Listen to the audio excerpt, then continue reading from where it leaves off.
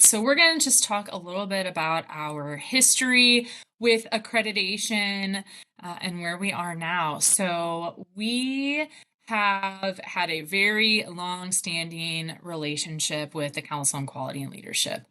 Um, CQL has been around since the 70s. It really started as part of another accreditation body, and they broke off to be separate to focus specifically on agencies that support folks with disabilities as well as mental health. And we've partnered with them since then. So we have officially been accredited since 1983. And accreditation, just like the ARC, has evolved quite a bit over that time in terms of the different accreditation options offered and what that process actually looks like. But what has always existed is a focus on quality of life for the individuals who get services and how an organization make sure that they are person centered and that they are flexible and that they are supporting people and staff well. And so the way that they've looked at that has just shifted a little bit over time. One of the main ways that they and we look at that quality of life is through the personal outcome measures, which really came to be in 1993. These are 21 different outcome statements that really are meaningful to all people, regardless of whether you have a disability, but oftentimes can be overlooked. Things like people participate in the life of their community, people have friends, people are respected, and making sure that we look at how does the person define that for themselves? How do they feel that is going in their life right now? What do they want to be different? And what kind of staff support do we offer to work towards their vision for that outcome? So we have embraced those and really used those to do planning with folks and to look at as an agency how we are doing in those 21 different areas. So then comes 2004.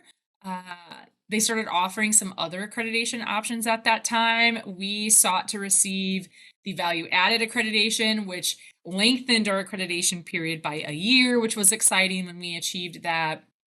And then accreditation stayed similar for a while. And then in 2016, they began offering what was called person centered excellence with distinction. So that is the highest level that you can achieve with CQL. There's less than 10 organizations who have that designation. So it is truly an honor to receive that. And just because you get it once doesn't mean you get it again. So they're always kind of upping the ante with those standards and making sure you are continuously meeting those. So we went through Person Centered Excellence Accreditation with distinction again in April of 2021.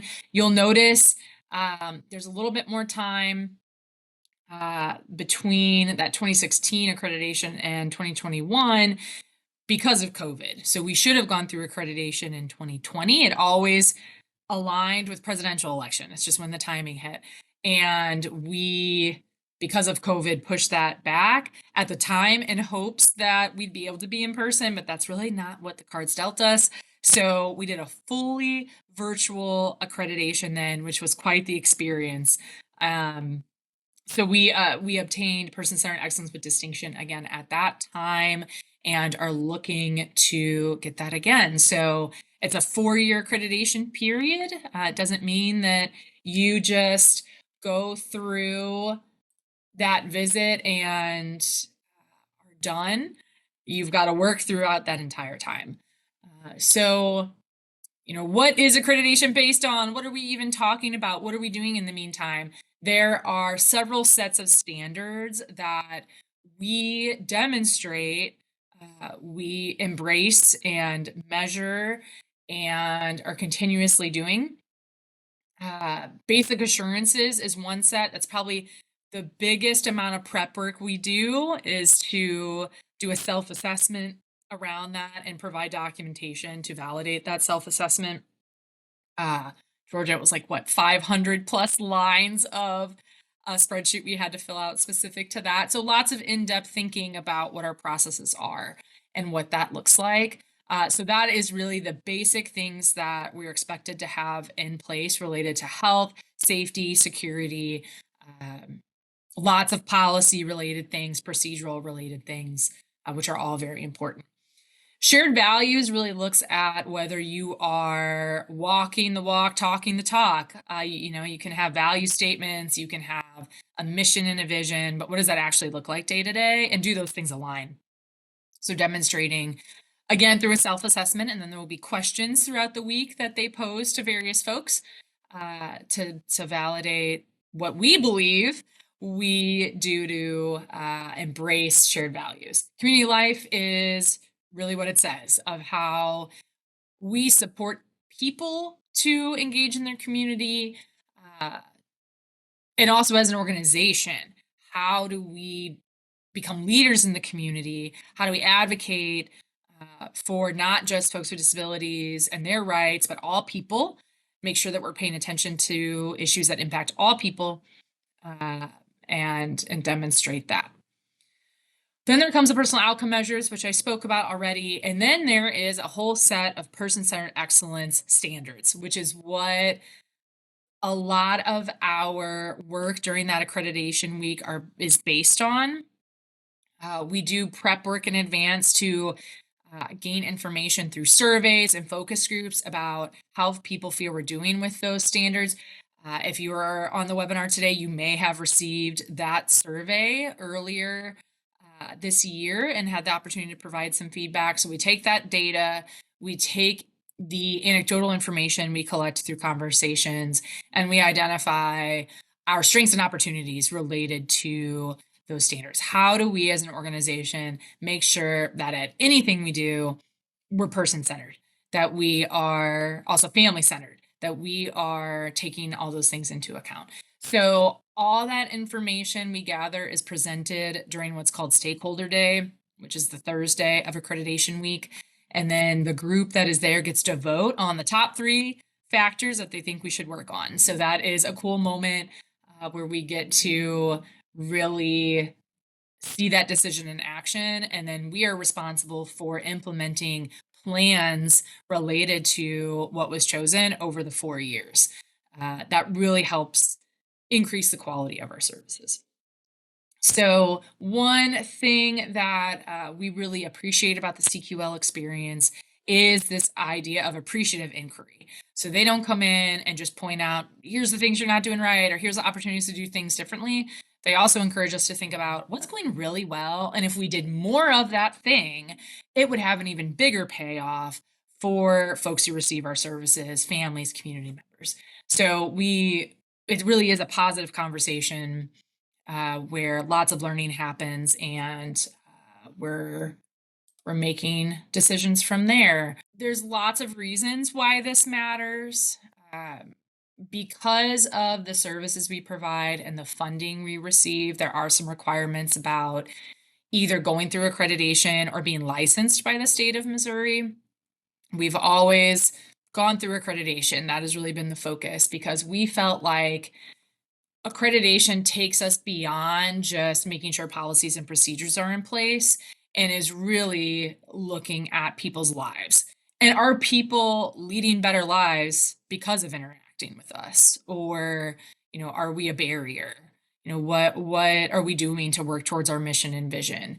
And there's a lot of things that CQL has in place that they do a lot of research around, that they go around the world and they learn about best practices from other organizations and can bring that to us. So we benefit from all of that research, all of those activities and information. And they connect us to other organizations all the time, which is a great opportunity. Before you leave this slide, there's a question that I think really aligns with this slide that I want to ask is asking if CQL is a government entity and how they became sort of the standard in the field. And I think a lot of this slide describes Yeah. why they're the standard. Can you add to that? Yeah, sure. They're not a government entity, so they're separate from the government, although government entities like departmental health recognize them as a leader and identify them as an option for approved accreditation organizations. They have their own board of directors, they have their own oversight. Uh, and yeah, they were consulted from the beginning of when the government started trying to set standards in place for services for folks with disabilities, whether that was through home and community based services. And a long time ago, the ruling they had then, the more recent rulings, the final ruling that was put into place, CQL was a part of all of that and really being consulted on, how do we look at whether services are benefiting people or not, and that people are having the lives that they want. So yes, this a lot of this points to why that is the fact, as you said, Sharon. And I do really think that whole beyond compliance statement, we had a pre-submitted question about why we chose CQL. And I think it's really because of that alignment of values, that this isn't Absolutely. about checking boxes for whether or not our documentation looks good. It's about really digging in and asking some challenging questions. So I think Yeah. it appreciates that. Absolutely. Every time we get prepared to submit an application for accreditation, we go through an exercise where we compare CQL to other options and make a determination about whether or not CQL is still the route to go. So we do an analysis every time, and we feel strongly that we go through lots of reviews from whether it's funders or other entities to see whether or not documentation is in place, our compliance related things are in place, that we didn't feel the need to go through another thing where maybe that was more the focus. We really have always felt strongly that looking at quality of life and making sure that people we support are really giving the feedback and that staff are giving the feedback about what that looks like was most important for our growth as an organization. So, just a couple points about what happens to our services as a result of this process. We do leave accreditation with that. It's called a What Really Matters plan that really focuses on those person centered excellence factors, where our quality enhancement committee really works hard to make detailed plans around that and implement that. It involves then departments across the organization to support that effort and give feedback. And that also gets folded in with what's called our quality enhancement plan, which outlines all the different ways that we measure the basic assurances, the data that we are tracking, the results of that data, the targets we're aiming to achieve, and processes to monitor those things. And that those plans we really revisit annually. CQL has us revisit that What Really Matters plan at the 18-month mark. Um, and then at the 36-month mark. And so we get to chunk it out. It's hard to plan for 4 years. So being able to say, okay, between now and 18 months from now, here's what we want to achieve. And then, okay, what have we done? What's the next step here to take to the next level, which I appreciate. So lots of ongoing work to make sure we are both addressing all of those standards and then also uh, really working on those plans to continually improve services.